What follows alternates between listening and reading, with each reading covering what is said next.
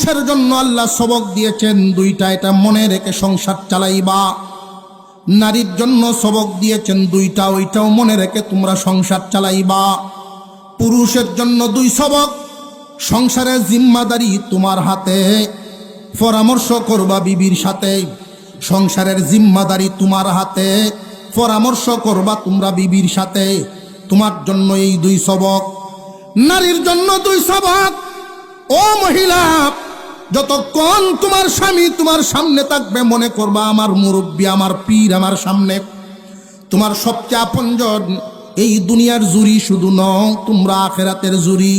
কোনো মহিলা যদি স্বামীর মন খুশি করার জন্য প্রচেষ্টা চালায়, আমার স্বামী কাছে আছেন, এক গ্লাস শরবত করিয়ে দিলে হয়তো আমার স্বামীর মনটা জয় হইব। অথবা বাহির থেকে পরিশ্রম করে আসছেন, আঁচলটা দিয়ে ঘামটা মুছা দিলেন, এক গ্লাস পানি খাওয়ায় একটু বাতাস দিলেন, স্বামীর মন খুশি হইল, এতে আল্লাহ খুশি হইয়া যা। কাছে থাকা অবস্থায় নারী তোমার সবক, এটা আল্লাহর দেওয়া সবক। তোমার স্বামী যতক্ষণ কাছে থাকবে আচার আচরণের মাধ্যমে তার মনটা জয় করিয়া চলবা, তার মন খুশি করাটা হইল 1 নাম্বার সবক। 2 নাম্বার সবক হলো স্বামী যখন কাছে থাকে না তখন তুমি আচার আচরণের মাধ্যমে তার মনটা জয় করবা, এটা 2 নাম্বার সবক।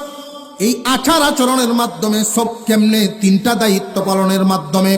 কাছে থাকা স্বামী আচরণের মাধ্যমে মন জয় হইব, দূরে থাকা স্বামীর 3টা কাজ পালন করার মাধ্যমে মন জয় হইব। ও নারীগণ, স্বামী যখন কাছে থাকেন আদব কায়দা, আচার আচরণ, অঙ্গভঙ্গিমা, কথাবার্তার মাধ্যমে তুমি তোমার স্বামীর মন জয় করো। স্বামীর মন যদি জয় করতে পারো আল্লাহর রহমত জয় হইয়া যায়। স্বামী যদি দূরে থাকেন তাহলে 3টা কাজ করিয়া স্বামীরে খুশি রাখবা। 1 নাম্বার স্বামীর মালামালের হেফাজত, 2 নাম্বারে সন্তানাদির দেখভাল করিয়া তার হেফাজত, 3 নাম্বার ইজ্জতের হেফাজত। এখন যদি স্বামী বাহির থেকে আইসা যেই পরিমাণ টাকা তৈয়া গেছিন, এডি তো গেছে, যা ফাটাইছেন সেটিও গেছে, 5 বছর বিদেশ করে আয়া দেখে 1.5 লাখ ঋণ, বেটার মেজাজ কি বালা, স্বামীর মন খুশি হয়েছে। পরের দিন সকালবেলায় স্কুল কলেজের খোঁজখবর নিয়ে দেখে রেজাল্ট 11 সাবজেক্টের 9টা ফেল। ছেলের দিকে তাকাইছে, এইটা পরে আমার ভূত, তাকায় দেখে মাথার যে সাতটা তার বাগে কাবলা দিতেছে। ফ্যান্ট এমন জাতের স্টাইলের ফ্যান কিনছে, টুরা টারা নাই। আল্লাহর দেওয়া সবক যদি কেউ পালন করতে না পারে তখন পরিবারে ঝগড়ায় দেখা দিব।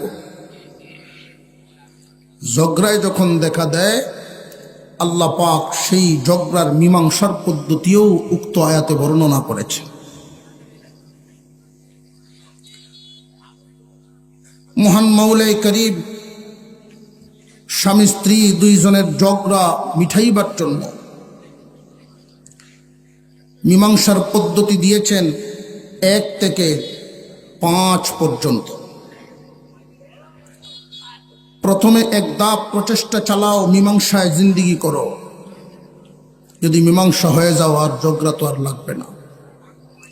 এইভাবে একটা করে আল্লাহ স্বামী স্ত্রী যেন সুখ শান্তিতে সংসার করতে পারে, এই পদ্ধতিগুলো এই আয়াতে আল্লাহ শিক্ষা দিয়েছে। আমরা মুসলমান, আমরা পরাধীন, স্বাধীন না। মুসলিম শব্দের অর্থই আত্মসমর্পণকারী। মুসলিম অর্থ আত্মসমর্পণকারী। মুসলিম শব্দের অর্থ অনেকেই করে থাকেন, আপনারা হয়তো শুনেছেন, আমিও শুনেছি, যে ইসলাম শান্তির ধর্ম। ইসলাম শান্তির ধর্ম। ইসলাম অর্থ শান্তি, এটা বোঝায়। এই বোঝানোটা প্রকৃত বোঝানো না, এটা সমাজে যারা চালু করেছেন কিছু মানুষের উদ্দেশ্যে ঝামেলা আছে। ইসলাম শান্তির ধর্ম বলে এই কথা বোঝায় যে তোমরা কারোর সাথে রাগে কথা বলতে পারবা না, তুমি না ইসলাম ধর্মের অনুসারী? ইসলাম ধর্মের অনুসারী হলে তুমি কারোর সাথে উঁচা আওয়াজে কথা বলতে পারবা না, তুমি না মুসলমান? ইসলাম শান্তির ধর্ম বলে এটাই বোঝায়। ইসলামে চিল্লানো চলবে না, ইসলামে দাঙ্গা হাঙ্গামা চলবে না, ইসলামে যুদ্ধ জিহাদ চলবে না, এটা বোঝায়। অথচ ইসলাম শব্দের অর্থ হলো আত্মসমর্পণকারী, আত্মসমর্পণ করা। আল ইসলামু গদ্দান নেহাদান, ইসলাম শব্দের অর্থ আত্মসমর্পণ করা। নিজের চাওয়া, নিজের স্বাধীনতা যা আছে সব কুরবানি দিয়া ইসলামের ভিতরে আমি ঢুকলাম, তো মুসলিম হইলাম। মন চাহি জিন্দিগি করা যাবে না, রব চাহি জিন্দিগি করতে হবে। মুসলমানের জন্ম থেকে নিয়ে মৃত্যু পর্যন্ত, রান্নাঘর থেকে নিয়ে সংসদ পর্যন্ত এমন কোনো সেক্টর নাই, এমন কোনো বিভাগ নাই যেই বিভাগে ইসলামের বিধান নাই। স্বামী স্ত্রীর সংসার কিভাবে পরিচালনা করব, এই বিধানও আল্লাহ কোরআনে নাজিল করেছে। আমি আজকে এই বিষয়টা আপনাদের সামনে নিলাম এই কারণেই, এবং প্রায় জায়গায় এই আলোচনা বেশি বেশি করছি আমি, কারণ দেখতে পাচ্ছি দিন যত যাচ্ছে সমাজে তালাকের পরিমাণ বাড়ছে, দিন যত যাচ্ছে স্বামী স্ত্রীর সংসার অশান্তির হয়ে যাচ্ছে। ভাই, দুনিয়ার জমিনে ইসলাম এবং অনইসলাম, ইসলাম ধর্ম এই পথ শিখায় আল্লাহ এবং রসুল চান মানুষ সামাজিক হবে, মানুষ পারিবারিক হবে, স্বামী স্ত্রীর সংসার সুন্দরভাবে চলবে, এটা ইসলামের শিক্ষা। কিন্তু পশ্চিমারা, বেঈমান কাফের, যে সমস্ত মানুষ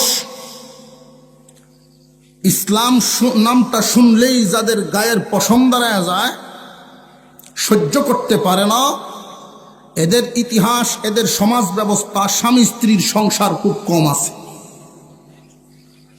স্বামী স্ত্রীর সংসার, সাংসারিক জীবন এদের খুব কম। ওদের কলা কৌশল একজন নারীকে ঘর থেকে কিভাবে বের করা যায়, আর ইসলামের পরামর্শ একজন নারীকে কিভাবে সম্মানের সাথে পর্দায় রাখা যায়। তাদের লক্ষ্য উদ্দেশ্য একটা সংসার কিভাবে ভেঙে দেওয়া যায়, ইসলামের পরামর্শ একটা সংসার কিভাবে সুখের করা যায়। আমি যে আয়াত তিলাওয়াত করেছি, উক্ত আয়াতে একটা সংসার যেন সুখে চলতে পারে আল্লাহ পুরুষকে সবক দিয়েছেন, সংসার যেন সুখে চলতে পারে নারীকেও সবক দিয়েছে। পুরুষকে দিয়েছেন 2 সবক, মহিলাকে দিয়েছেন 2 সবক। পুরুষের 2টা সবক যদি পুরুষ পালন করে, আর নারী যদি নারীর 2টা সবক পালন করে, আল্লাহ পাক এই সংসারে আল্লাহর রহমত নাজিল করে দিবেন। আল্লাহর দেওয়া এই সবক পালন করতে যদি ব্যর্থ হয়, তখন সংসারে ঝামেলায় দেখা দিবে, ঝগড়া ফেসাদে দেখা দিবে। ঝগড়া ফেসাদে দেখা দিলে মীমাংসা করতাম গিয়া আমাদের মর্জি মতো না কোরআনের বিধান মতো? কোরআনের বিধান মতো। আমাদের মর্জি মতো যদি কোনো সমাধান করতে যাই, তাহলে হিতে বিপরীত হবে। কোনো এক জায়গায় যদি আগুন লাগে, আগুন নিবানোর জন্য পানির বদলে যদি দেখতে অটোমেটিক সেম দেখা যায়, পেট্রোল দিয়ে দেয়, দেখতে তো পানির মতো, পানি না দিয়া পেট্রোল দিচ্ছে, আগুন কি নিবব না আরো 2 গুণ 4 গুণ 5 গুণ আরো বাড়ব? আল্লাহ পাক রব্বুল আলামিন যেইভাবে আমাদেরকে শিক্ষা দিয়েছেন সেইভাবে চলার চেষ্টা করব ইনশাআল্লাহ। الرجال قوامون على النساء বিমা ফাদ্দালাল্লাহু বা'দাহুম আলা বা'দ ওয়া বিমা আনফাকু মিন আমওয়ালিহিম। আল্লাহ বলেন, ও দুনিয়ার মানুষ, কান পেতে শুনে রাখো, সূরা নিসায় আল্লাহ বিধান করে দিয়েছেন, পারিবারিকভাবে স্বামী স্ত্রী দুইজন একসাথে যখন সংসার করবা, তোমাদের সংসারটা সুখ শান্তিতে যেন চলতে পারে আল্লাহ বিধান নাজিল করেছেন। ইসলামে চায়, আল্লাহ এবং রসুল চান যে একটা সংসার স্বামী স্ত্রী দুইজনে মিল মহব্বতে চলুক। আল্লাহ পাক রব্বুল আলামিন জায়েজ রাখছেন ইসলামে দুইটা বস্তু এমন, অথচ আল্লাহর পছন্দ না। যদিও ইসলামে জায়েজ, দুইটা বস্তু আল্লাহর কাছে পছন্দ না। একটা হলো ভিক্ষা করা, আর একটা হলো তালাক দেওয়া। তালাক দেওয়া কি না জায়েজ? না জায়েজ। আরো জোরে কর, জায়েজ, কিন্তু আল্লাহর পছন্দ না অপছন্দ? ভিক্ষা করা জায়েজ না না জায়েজ? কিন্তু আল্লাহর পছন্দ না অপছন্দ? ইসলামের দুইটা বস্তু, দুইটা বিষয় জায়েজ, কিন্তু আল্লাহর পছন্দ না। এটা আল্লাহ পছন্দ করেন না, তাহলে জায়েজ রাখলেন কেন? জায়েজ রাখলেন মানুষ চলার সুবিধার জন্য, মানুষ যেন আটকে না যায়, চলতে যেন পারে। তবে জানিয়া রাখবা এটা আল্লাহর পছন্দ না। আল্লাহর পছন্দ তোমরা স্বামী স্ত্রী দুইজন একসাথে থাকতা, একসাথে থাকতে গিয়ে যেন আল্লাহর রহমত পাও। এই জন্য আল্লাহ বিধান নাজিল করেছেন, আর রিজালু কাওয়ামুনা আলান নিসা। ও দুনিয়ার পুরুষগণ, আল্লাহ বিধান করেছেন পুরুষের জন্য 2 সবক, নারীর জন্য 2 সবক। পুরুষগণ কান পেতে শুনেন, প্রথমে আল্লাহ পুরুষের সবকগুলো বর্ণনা করতেছেন। প্রথমে পুরুষদেরকে সবক দিলেন 2টা। এই 2 সবক মানিয়া তোমরা সংসার চালাইবা, আল্লাহর রহমত দিয়া ভরপুর হইয়া যাইব। 1 নাম্বার, মহান মাওলাই করিম বলেন, সংসারের কর্তৃত্ব, সংসারের মাতাব্বরি আমি পুরুষদেরকে দিলাম। ও দুনিয়ার নারীগণ, তোমরা পুরুষদের আওতায় থাকবা, পুরুষদের অধীন থাকবা, পুরুষদের ছায়া তলে তোমরা থাকবা। এটা 1 নাম্বার সবক। পুরুষরা, সংসারের জিম্মাদারি, সংসারের মাতাব্বরি তোমার হাতে। সংসারের মাতাব্বরি কি মহিলার হাতে দিছেন না পুরুষের হাতে? বর্তমান সমাজ ব্যবস্থায় আমরা যা দেখতে পাই, প্রত্যেকটা পাড়ায় 2-4-5টা পরিবার এমন পাওয়া যায়, প্রত্যেকটা গ্রামে 10-15-20টা পরিবার এমন পাওয়া যায় মাতাব্বরি নারীর হাতে। আর একটু জোরে কর, ঠিক আল্লাহর বিধান মতো না বিধানের উল্টা? বিধানের উল্টা চলিয়া কি মুসলমানের রহমত পাইব না গজব? মাতাব্বরি পুরুষের হাতে আল্লাহ দিয়েছেন। আল্লাহ প্রশ্ন জাগতে পারে, পুরুষের হাতে আল্লাহ কেন মাতাব্বরি দিলেন? জিম্মাদারি পুরুষদেরকে আল্লাহ দিলেন কেন?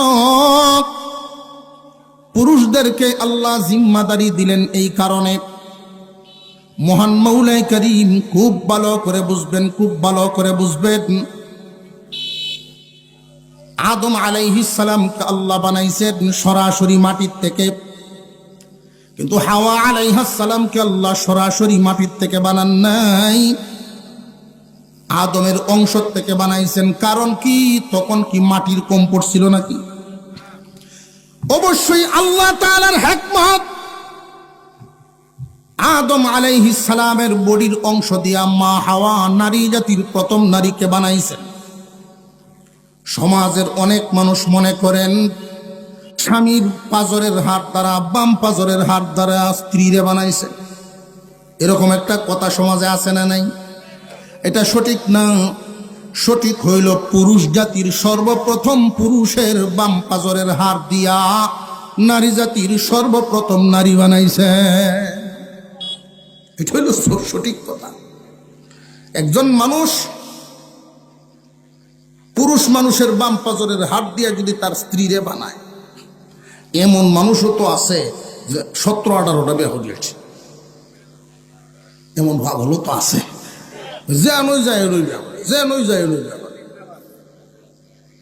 আমার দেখা সর্বোচ্চ 17 পর্যন্ত আছে, বুড়ো হয়ে গেছে বেটা।